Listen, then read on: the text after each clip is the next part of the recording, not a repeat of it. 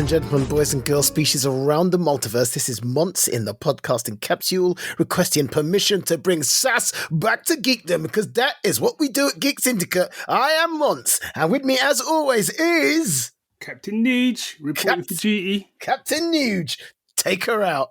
Are you telling me to shoot someone? I don't know. I don't really know where I was going. It was just words, and I don't know. I feel like I don't know if you've been watching any if you're watching Star Trek Brave Strange New Worlds. No, I need to catch up on that. I've watched one episode of the whole thing. The first episode. Yeah, that's it. Of the new season. No. The first episode of the very first season of Star Trek Brave New Worlds. That's all I've seen. Hello? Yeah, sorry, I was just processing that. Oh, okay. Yeah, I highly recommend you give them a watch. Okay, I thought you were going to turn into one of them people. Like, I can't believe you ain't watched it. I need to get your shit together. That's why there was silence. I was getting past that. My internal monologue was, I can't believe you're not. No, you know what? I'm not going to be that person. I'm going to be better than that. I'm just going to wish my boy well and project that I think it's an endeavor worth pursuing. That's what happened in my head. Yeah. Yeah, job, I can't tell you now. To be fair, every time I see a post on the GS Facebook group about it, there's a little part of me that dies, because I'm kind of like, I can't believe I've got to this stage of my life where something like a brand new Star Trek show is not only out, but like everyone consistently loves it. And I haven't got a chat, and I must say, part of my silence was surprised, because I just thought it would be something that you'd be on. Do you know what it is? Part of it is, right? Everything is so... Cat, for the love of... Look, here's the sock, man. Go chase the sock. Okay, didn't work. Part of it is because it's... When streaming first came out, right? When Netflix first came out, it was great. Everyone loved it. The problem now is everything is so fractured. We've got so many different streaming services, and they cost money, Monts. Yeah. And the thing is like, this is on Paramount Plus, isn't it? Yeah.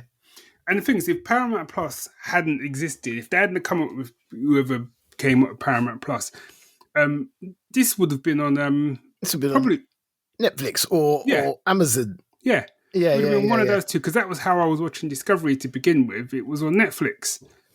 So now it's like I've got to go and get another subscription to watch it. And the thing is, it's like I could do that, but I keep forgetting to do that. And then other people keep saying, well, what you could do is you could cancel your Netflix subscription, for a month. Which is, I mean, yeah, it's a good idea, but it's effort. It's effort, man. I ain't got the... And then someone else that, you could get it, because you can get, I think they do like a 7-day free trial. Yeah. And someone's like, you could get 7 day, you could get the free trial and then just like blitz it. And I'm like, I haven't got that level of time. In this day and age, even trying to get it through something like Bucky, it's just effort. Yeah. And also it's like, you had this big boom of piracy, yeah? And, it's terrible. And then I feel like the company's gone out of their... And then people, I feel like, piracy's always existed. It's always going to exist. It's a losing battle to try and get rid of it. It's here to stay. But people make their own individual choices about what they're going to do. But I feel like the majority of people who did go that way, including myself, kind of went, I don't want to do that. I want to give credit where credit's due. And actually streaming services are making it easy for me to do that. And then I feel at some point, all the companies went, yeah, competition, let's start a new one. And you've made it hard for me to resist piracy because it's complicated. And I'm like, I was watching this show. Now, where was it? I don't know. Where is it? I don't know. You've got shows popping up all over the place. It's like that Blood and Treasure, which we both really liked. I had no... Listen, I got Paramount because they said it was on Paramount. And then when I got to it, it was like, yeah, but we're not showing that on Paramount. What?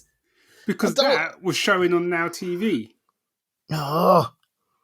Do you know what I mean? And it's only because I happened to go onto Now TV and check. And when I checked, it only had... This was, I think, earlier on in the year. I think it had something like 10 days left on it.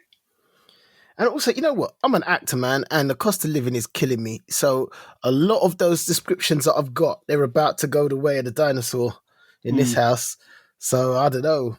You know, very soon I won't be part of those conversations at all. Yeah, I mean, I may be sitting down, you know, and looking at some of the streaming services that I currently subscribe to, and looking at it from the point of view of like, you know, do I still need this? Is it just sitting here collecting dust? But every time I go to like unsubscribe from something, some show drops. Exactly. I wasn't going to drop Apple, but it was, you know, I was thinking, well, I love Shrinking, that's not on anymore. A couple of other shows, I'm like, that's not on anymore. And I was like, well, I don't know, man, maybe I need to take a look at it. And now they've dropped Foundation season 2. I'm like, well, that's that then.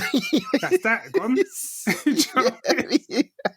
Well, yeah. Well, sucking up the money. Yeah, the revolving door of streaming services. Anyway, if you're joining us, this is Grumpy O. We predicted Streamageddon a while back, man. Yeah, we did, and here we are. Yeah. Anyway, yeah. Shout outs. I don't have any shout outs. Oh no, I wanted to give a quick thank you to because we do it at the end of the show. But I wanted to say a big thank you to those people who are supporting us on Patreon or buying us a coffee on Ko-fi. And a couple of people are still donating via PayPal. It is much appreciated because it does go into like the production of the podcast, so we can keep our Libsyn account going. And as Dave and I were just talking about this before, it looks like we're going to be needing to use Libsyn even more. And potentially, there's a couple of things I'm thinking about in the works which your funding will be helping with. So yeah, big love, big thanks. Yeah, I got a shout out to all my fellow voiceover people who were in Baldur's Gate 3 and everyone who's played it, because I seriously, I'm losing my mind because I did a count. I play 8 characters. Wow. Including the Eternal Rat. Okay. Theodore Thistlewhistle. Okay. Vis, the Corpse Disposer. Ward Magmar, Stonemason Gurgaran, Harper Caro, Warrior Yrick, and Gandro, the Gur Hunter. Yeah, so I'm like, you know, I did 8 characters. Is that Ganja, the Gear Hunter? Gandro. Oh, sorry. Ganja. Yeah. That's a whole different type of gate, man. Wherever there's weed, Ganja, the Gear Hunter is there. I'd play that game. Catch him, oh lad. Soon come. Yeah, but I started to lose my mind because I'm looking at it and people going, it sold 2.5 million pre-launch. Wow. And someone did a screenshot of Steam because it released on Steam. Mm-hmm. And the screenshot they did said 332,000 players right now. 24-hour peak was 707,000. All-time peak, 814,000 people. 814,666 people playing at one time. Wow. And I'm like, what? And part of me's going, I'm in this. And I was just like, wow. It's like, in a way, I think you can say that's the biggest thing I've ever been in. Yeah. So I'm like, yeah, okay. So just shout out. You say that? I mean, the BBC shows we did, they got like millions, mate. This is true. I think the numbers were equal to the actual amount of people on Earth. Or I might just be projected. You might be. Yeah, okay. Okay, let's go with Joint. Yeah, it's the Joint. Most successful thing I've ever done. Yeah, because we got good numbers on those documentaries, man. Yeah. Anyway, that done. Bit of news, Gov.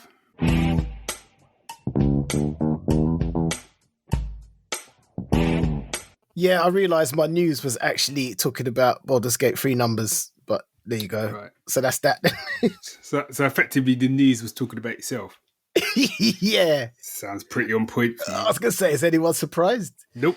Here we go. I forgot to say, why have I now got 2 cats, man? What's wrong? Who's stuck down the well? We don't even have a well, man.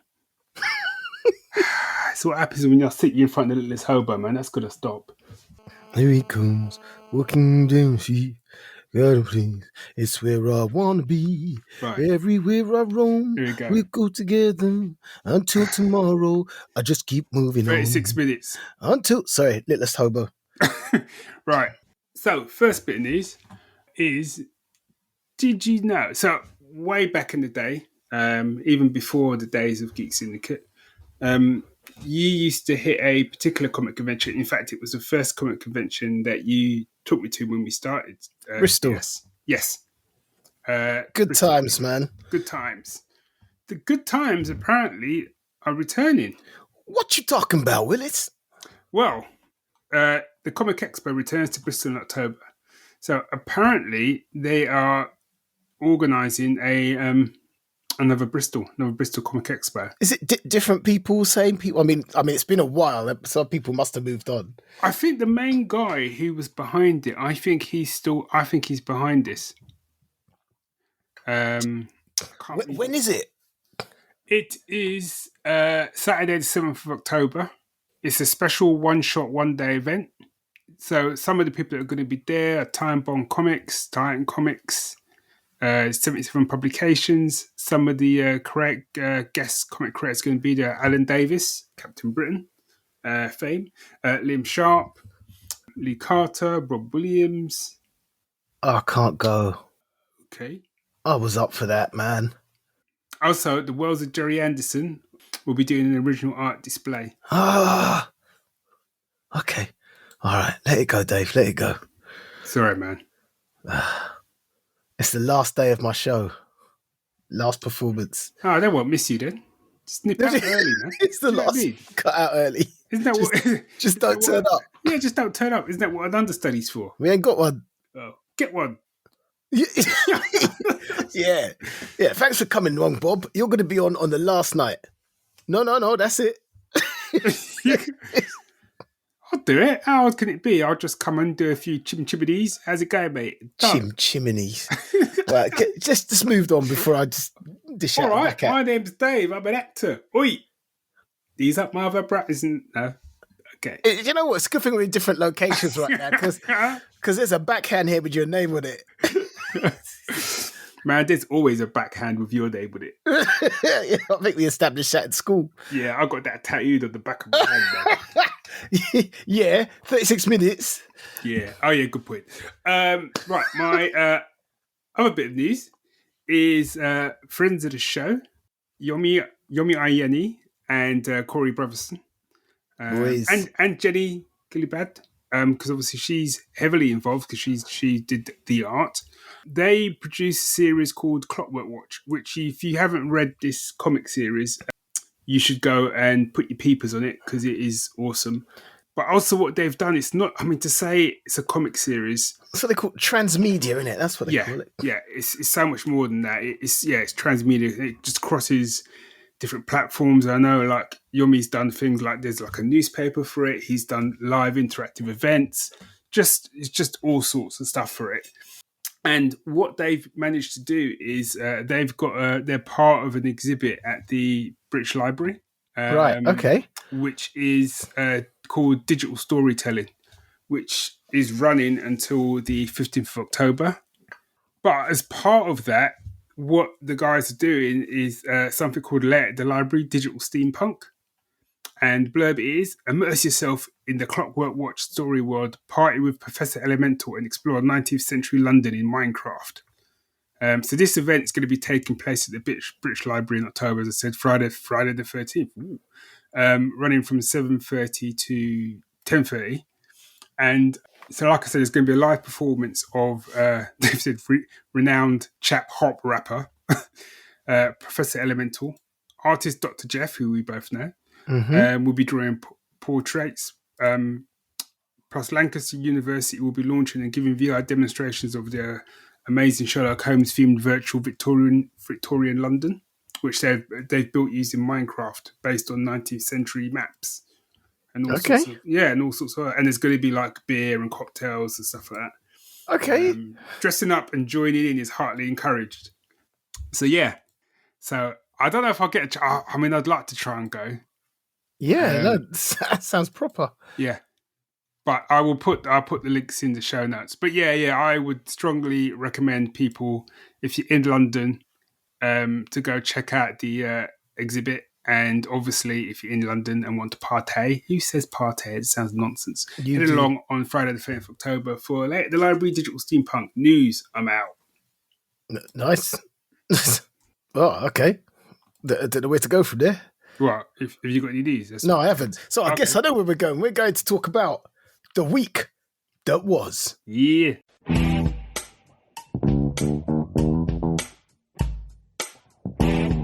Hey. Right then. Who's starting? I'll just a quick 30-second mention. I finished episode 3 of Titans. Oh, yeah? And I've got to say, man, I would watch the hell out of a Dick Grayson spin-off show. Okay. That just called that. Because there was a fight scene at the end of it in a nightclub, my boy whooped some ass, man. You know, back in the first season, I wasn't sure about him, but he really grew on me. I really wasn't sure about him. And I think it's one of those things we didn't really talk last week when we sort of mentioned it. But like the first series, I think was so caught up in like, oh, we can be violent, we can swear, we can have blood. Yeah. Let's go to town. And I kind of feel like over the course of the seasons, they've sort of, you've still got those things, but they kind of used them in the right way. Yeah. And actually, they've got like a nice dynamic between the team. Yeah. I mean, there was quite a few things I wasn't sure about, but I mean, I still found myself tuning in. So I guess, it's doing something right. Yeah. Exactly. All right. So Dick Grayson TV series on the cards if you were a commissioner. Cool. So last week we talked about the shortlist for the Clark Awards. Mm-hmm. I've read 2.5 of the books now. Man. Yeah, I went to town. When do you find? Are you reading these on the way to work or something? Oh no, I've got an hour and a half journey, so I'm making it. Okay. And I was like, right, if I can do 110 pages a day, then I'll finish a book in 3 days. Okay. So I'm just like, and I just put in my, I don't know, reading like I've never read before. So the first one I read was The Venomous Lumpsucker by Ned Bowman, which is about, well, I'm not going to go over it. If you want to know what it's about, go listen to last week's. But so I read it and I was like, okay, so I was kind of itching for some old school, not old school, but science fiction in its kind of purest sense, in that it was, I don't know, spaceships, I mean, laser guns, that kind of, I don't know. Yeah. It's kind of weird. Something a bit more basic, should we say. Mm-hmm. Venomous Lumpsucker is not that. It is earthbound. It's about a very slow apocalypse. And by that, I mean, the extinction of lots of animal species. And it reads like a capitalist account of what would take us to the brink. Okay. So it's more kind of, people bandy these terms around, and I have my own definitions for them, but it's what I would call speculative fiction rather than science fiction, although it is science fiction. That's just me nitpicking. Yeah. It is very good. The guy knows what he's talking about. It's satirical. Someone said it's laugh out loud funny. I think we have different definitions of what that sentence means. It's definitely very witty, and I did chuckle to myself a couple of times, but laugh out loud I didn't do. I think humour is a very people have to be careful using them terms, because humour is a very subjective thing, isn't it? And also dependent on culture as well. Yeah, because I remember not everyone's going to like they clone Tyrone. You know what I'm saying? Yeah. Whereas I've still woken up chuckling like a week and a half later. So, but no, I think it's a very good, not quite what I was looking for, but that doesn't take away from the fact that I thought it was a very good book, and I love the ending, which I didn't see coming at all. I read The Red Scholar's Wake by Aliette de Bodard, which is about a relationship between a sentient pirate ship and a woman who's taken in a pirate raid, and this got all the elements of space opera. It's a romance story. I mean, this is proper science fiction, out in space, spaceships, all of that. Yeah. Different culture. How does the pirate culture work? The different factions within it. Could have gone a little bit deeper into that. Didn't. The way it fell down for me, and this is, but I think this is the thing with a lot of romance novels. And if you're going to criticize this, you may as well criticize Shakespeare for Romeo and Juliet. It's how quickly people could fall in love. And I'm like, but Romeo and Juliet, they fell in love in like an afternoon and died for each other. So, you know what I mean? Yeah. Just to take that one on the nose and keep going. But I definitely enjoyed the dynamics of this novel. Okay.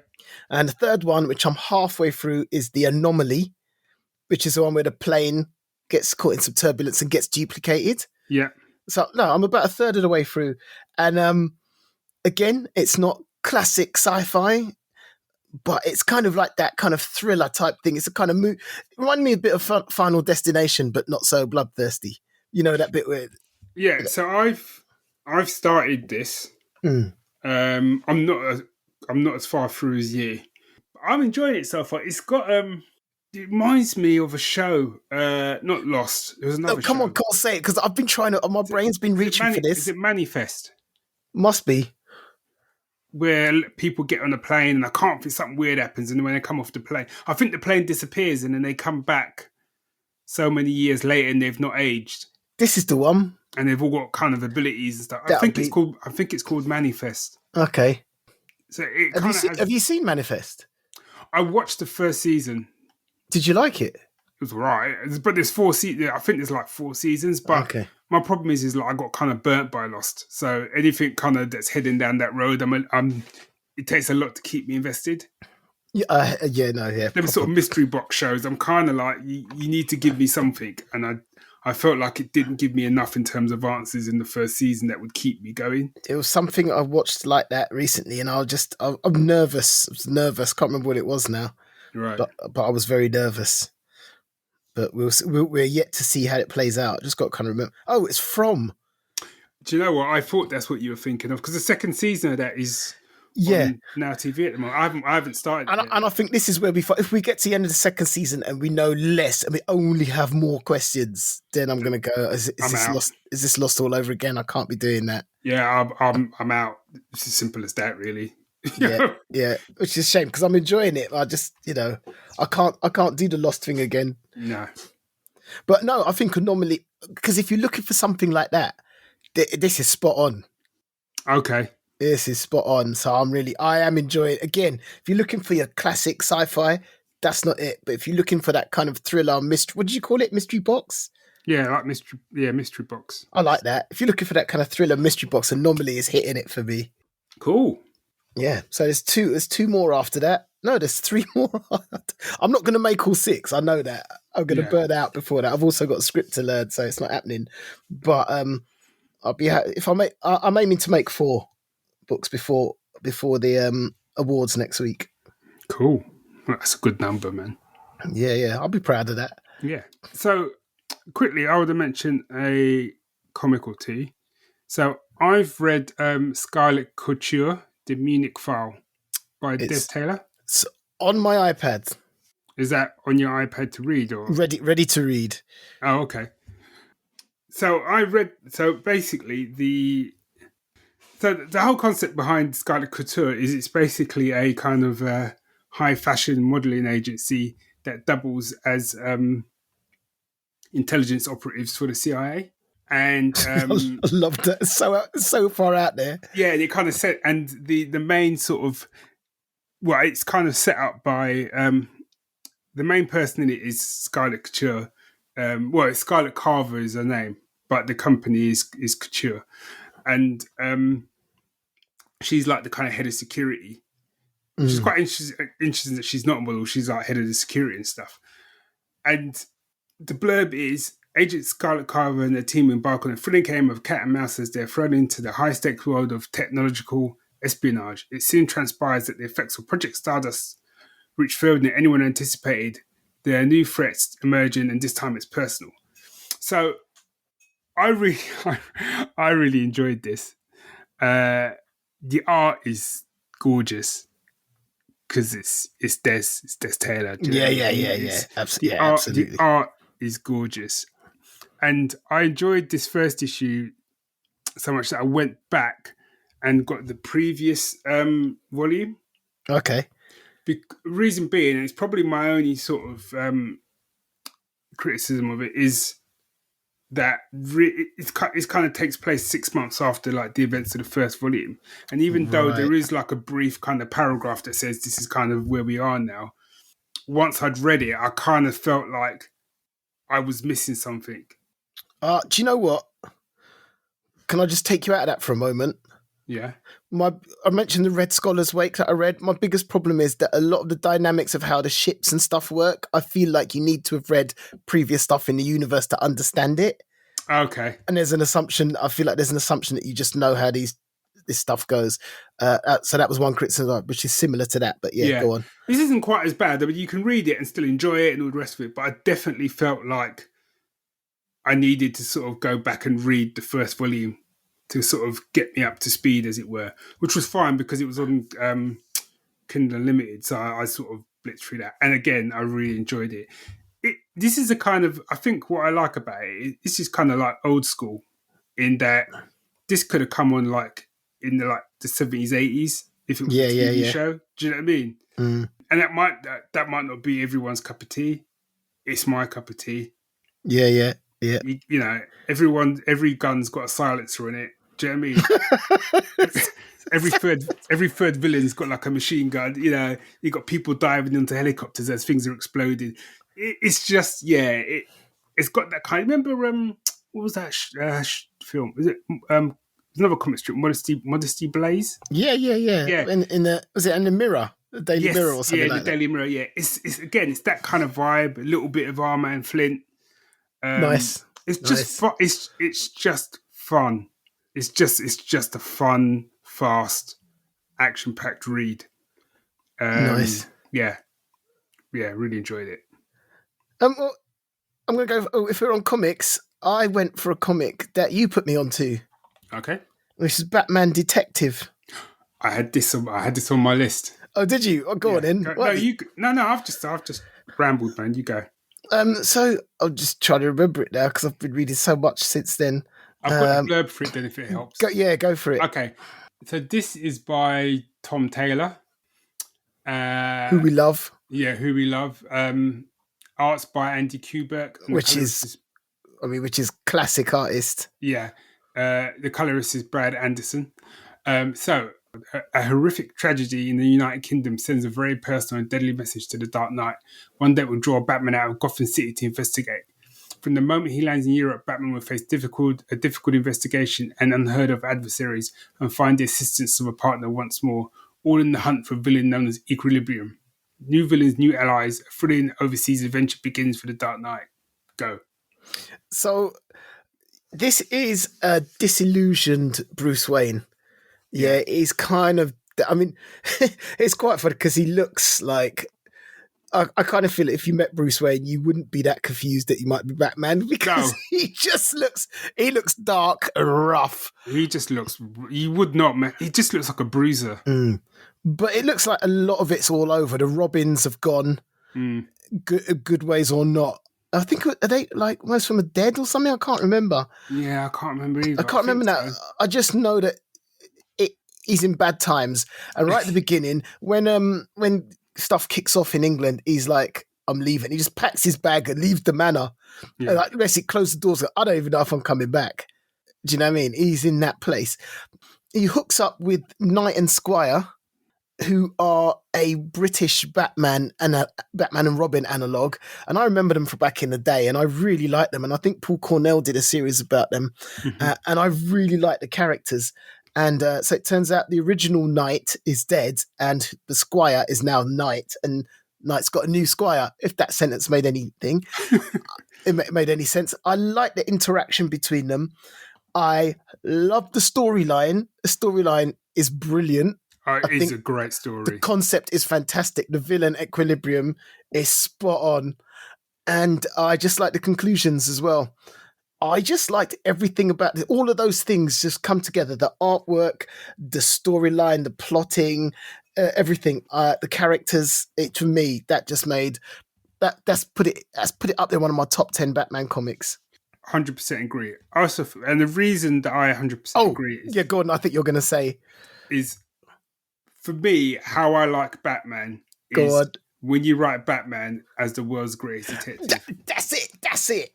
Proper detective work going on. This is called Batman the Detective for a reason, because basically this is a detective story. Yeah, he does the Batman stuff, and there's some, there's action and fighting and stuff like that. But it's just proper legwork. Yep. And there's a bit, it's a mild spoiler, but there's like a bit where he gets arrested. And it's just that interrogation and the stuff that's going on in his head whilst they're interrogating him. And you kind of meet one of his mentors that had sort of trained him in this as well. Brilliant. That's how you do it, man. I'm telling you. All right, so So today I went to an audition. On my way home, I popped into Forbidden Planet. Mm-hmm. And you walked in and like you go downstairs, and on the right there's a big area which is all DC and Marvel and Image, American comics, basically, more or less. Yeah. There was a big section, and it went over into a second section. That's all gone. It's really all so the American comics has gone into one small section, about 3 bits along. Right. It's all manga. And this is in Forbidden Planet? It's Forbidden Planet. I mean, I got a bit put out because I went there and there's a whole shop. You walk into this manga section, bang, front and center, there's this thing, and it's all like romance and kind of sexy novels. And right on the top shelf, when I say top shelf, I'm talking about smaller than me. Right. Yeah. Top shelf, front and center, Lesbian Brothels is the title of a manga there. And I'm like, people in there, they're little kids and whatever. And you got a title called Lesbian Brothels. You can imagine what the cover looked like, front and center. Part of me wanted to go, come on, Forbidden Planet. Think about it. So, but my whole point was, the other day we were talking about what we're reading from like DC and Marvel. And I said, it's these one-offs. I don't really know what is happening in the bigger picture in DC and Marvel. And you were like, yeah, I don't really care.